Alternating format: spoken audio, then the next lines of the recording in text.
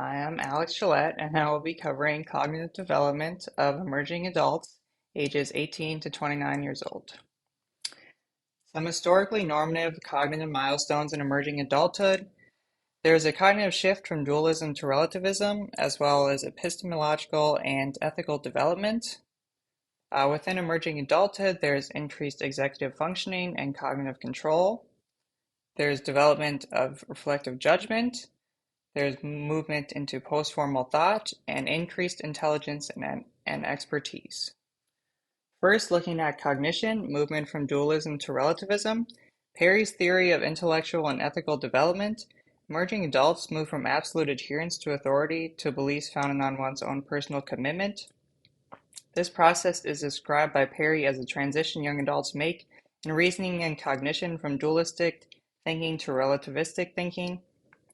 This transition is driven by a shift in cognition from dualism, absolute black and white, right and wrong, and adherence to authority, to multiplicity, recognizing that some problems are solvable and some answers are not yet known, to relativism, understanding the relevant context of knowledge relative to other factors. Epistemological development is also part of emerging adulthood. This is large advancements in one's knowledge about knowledge, where knowledge comes from, and the nature, truth, and reality of that newly acquired knowledge. Accompanied by changes to our intellectual reasoning, ethical development is also a marker of normative development during early adulthood, where one begins to formulate their own personal commitments to beliefs and morals. Emerging adults begin to develop a preference for worldview and are comfortable exploring ideas and evaluating them based on evidence. Second is increased functioning and cognitive control. As the prefrontal cortex continues to develop, emerging adults' executive functioning does as well. Executive functions that substantially improve during emerging adulthood include inhibitory control, working memory, mental flexibility, and information processing. Cognitive control is also an important development in emerging adulthood and is different from self-control, and then it focuses on control of attention and overcoming habitual responses in the long term, while self-control focuses on resistance to short-term impulses and temptations. Cognitive control is also developed starting in emerging adulthood rather than self-control, which is developed sooner. Third, reflective judgment, concept by Kitchener. Reflective judgment refers to how someone analyzes a problem, reflective thinking, and justifies their cognitions behind how they problem solve. Someone using reflective judgment knows truth depends on the quality of evidence and the reasoning involved. The stages of judgment and problem solving: pre-reflective, truth is absolute; quasi-reflective, it's opinion; and finally, emerging adults reach reflective judgment. Reflective judgment involves development of critical thinking and information literacy. Fourth is post-formal thought. Post-formal thought is an extension of PJ's theory to explain the cognitive changes that occur during emerging adulthood. The stage of development occurs in early adulthood, in which a person gains the ability to synthesize opposing ideas or feelings into a more complete understanding. In this stage, a person is able to acknowledge the contradictions that exist in the world, understand paradoxes, and synthesize information. While children usually think in ideas that are black and white, young adults develop the ability to assess opposing ideas for truth and understand their contradictions. Post-formal thought involves both relativistic and dialectic reasoning, which involves incorporating both sides of an argument into a new, more fully developed idea, and is considered the most advanced form of thinking. Post-formal thought is a stage of development that is normative for all emerging adults to reach following the formal operation stage in adolescence. Adults demonstrating post-formal thought can introduce and integrate new ideas that conflict with their own and are constantly evaluating information and making decisions. Fifth, increased intelligence and expertise. In emerging adulthood, maturity of the prefrontal cortex and executive functioning, combined with increased cognitive demands and experiences in higher education and career fields, lead to large increases in intelligence. Intelligence can peak in late emerging adulthood, but is not often the case. However, fluid intelligence does peak around age 30 in late emerging adulthood. Fluent intelligence, such as the ability to reason, problem solve, learn, and comprehend concepts, all increase during emerging adulthood. Expertise can also be developed in emerging adulthood, developing specialized skills or knowledge pertaining to a particular domain or topic. Expertise thought is characterized as intuitive, automatic, strategic, and flexible. For many emerging adults, they will develop expertise regardless whether they pursue higher education or go straight into the workforce. To summarize, normative cognitive development is characterized by changes in reasoning, problem solving, and perspective taking. It is important to note that higher education is often tied to what is considered normative development in emerging adulthood. For example, Perry and Kitchener both focus on college students, as does most of the research on the development in emerging adulthood. Looking at atypical development, autism spectrum disorder is a developmental disability caused by differences in the brain. It is important to highlight as a non-normative development for many reasons. In emerging adults, diagnoses have increased in recent years, especially in women, as testing has largely focused on boys. People with ASD may think, learn, and problem solve differently, and this is a spectrum that can range from gifted to severely challenged in these cognitive functions. Scientific literature on comorbidity with ASD suggests that around 30 to 50% of adults also present symptoms of ADHD. And one way a counselor can be helpful in addressing this. It's important to have knowledge about how ASDs can affect development and cognitive functioning. And it is also just as important to have an understanding of the role time of diagnosis plays in development, and being cognizant that autism is a spectrum with an extremely wide range of effects on individuals' development, which may vary greatly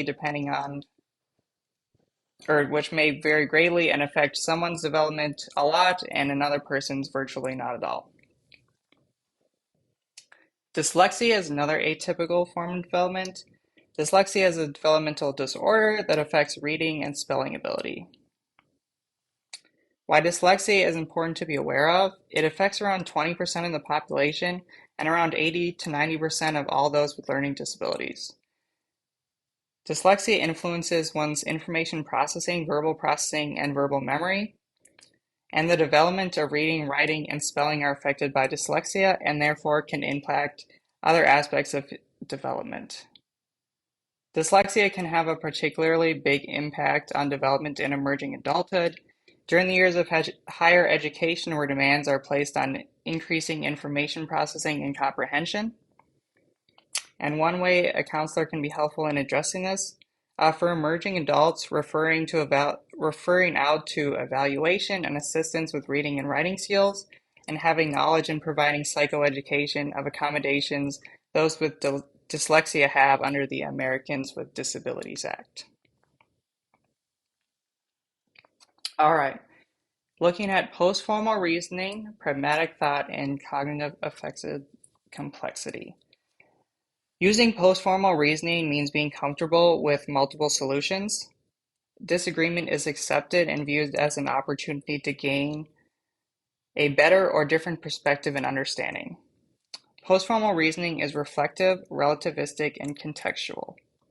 Post-formal reasoning involves understanding the original concept, thesis, the opposing idea, antithesis, and understanding that both contain valid points and that truth can be combined into more accurate, holistic understanding. It allows a person to assess two opposing beliefs or ideas for truth and understand that because one side is true doesn't negate the truth in the opposing view. Pragmatic thought is described as a transition from idealistic ideas to practical, realistic possibilities. An example is success in one's career depends on the choices that one makes to narrow down their career that favors their skills and strengths. Cognitive affective complexity is a form of thinking that involves the awareness of positive and negative feelings into a complex but organized structure that incorporates cognition and emotions. It is also part of the development of pragmatic thought. And with gains in cognitive affective complexity, young adults also grow in perspective taking, social cognition, and emotion regulation. Looking at attending colleges, how that influences young adults' development, and challenges for non-traditional students. Attending college has many influences on development for emerging adults cognitively. They grow in abstract reasoning as described, moving through Perry's stages of intellectual development. Emerging adults begin to form their own beliefs, opinions, and morals, and grow in contextual thinking and critical thinking skills. Higher education is an important part of moving from formal operation thought to post-formal thought, as college requires emerging adults to hone cognitive abilities such as perspective taking and relativistic reasoning. College influences adults' social cognitive development through experiences associated with college. Young adults grow in information processing of social situations that they might not have exposure to previously. Higher levels of educational attainment and research done on college students versus high school graduates showed correlations between higher levels of education and higher levels of cognitive functioning and learning efficacy. Higher levels of education have also been linked to better cognitive functioning and less risk of cognitive decline later in life, which is just something to consider looking holistically at development. And challenges for non-traditional students. Non-traditional meaning students who enroll 1 or more years after graduating high school or are taking classes part-time. The biggest challenges, balancing life responsibilities and commitment and family commitments, finding time for classes, having the self-confidence to succeed, and technology, depending on how long they were out of school. And there's also the risk of potential cognitive decline just from aging and what we know about cognitive decline with aging and not being in school. Self with a counselor. I thought it was important to think about COVID and in what ways we might need to be aware as counselors the impacts COVID pandemic has on development, especially in emerging adults, and how do we think about the development of clients who are not able to reach the normative developmental milestones in emerging adulthood because of the pandemic. So I think of online classes, and those going out in the workforce that didn't have the opportunity because everything was shut down and jobs weren't available. How do we approach that? Do we think of that as atypical development, or is that normative because all emerging adults at this time were kind of in the same situation? All right, and these are my resources. And thanks for watching, folks.